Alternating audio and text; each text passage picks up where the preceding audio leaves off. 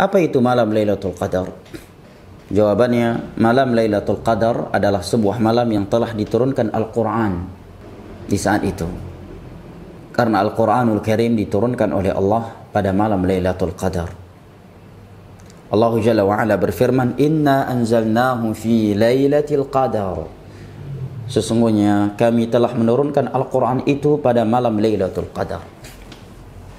Dan ini tidak bertentangan dengan firman Allah Jalla wa'ala lain yang menerangkan bahwa Al-Quran itu diturunkan di bulan Ramadan.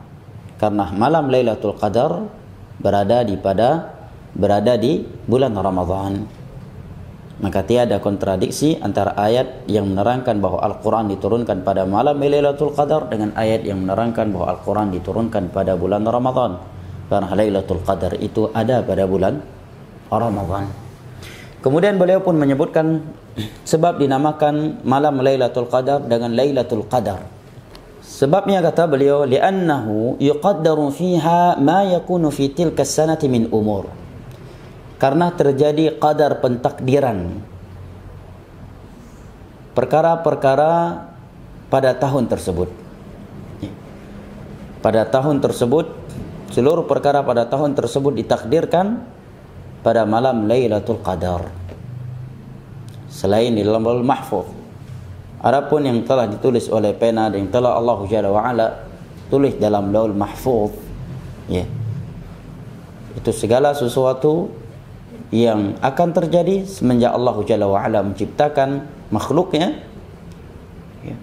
Sebelum Allah menciptakan langit dan bumi, 50.000 tahun sebelum Allah Jalla wa'ala menciptakan langit dan bumi. Qala ta'ala fiha yufraqu kullu amrin hakim. Pada malam Lailatul Qadar segala perkara yang penuh hikmah, ya, ditakdirkan.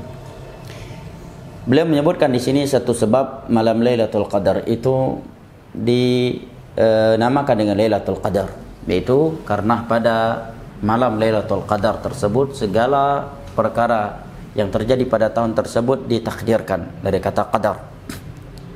Ya, qadar, seluruh perkara pada tahun tersebut terjadi pada malam tersebut. Maka malam tersebut dinamakan dengan malam Lailatul Qadar. Ada pula di antara ulama yang menyebutkan bahwa malam Lailatul Qadar dinamakan dengan qadar karena malam tersebut adalah malam yang qadar, yang bermakna agung, bulan yang mulia. Lailatul Qadar maksudnya adalah malam yang mulia, malam yang agung, ya, muqaddar. Karena pada malam tersebut, ya, banyak keistimewaan yang tidak dimiliki oleh malam yang lain. Ada pula yang menyebutkan bahwa malam Lailatul Qadar dinamakan dengan Lailatul Qadar, maknanya karena al-amal fiha tuqaddar biqadarin azim. Karena amalan yang dilakukan pada malam tersebut diqadarkan, diagungkan, dilipat gandakan pahalanya ketimbang malam-malam yang lainnya. Maka mana Lailatul Qadar adalah malam yang melipat gandakan amalan yang ada di dalamnya.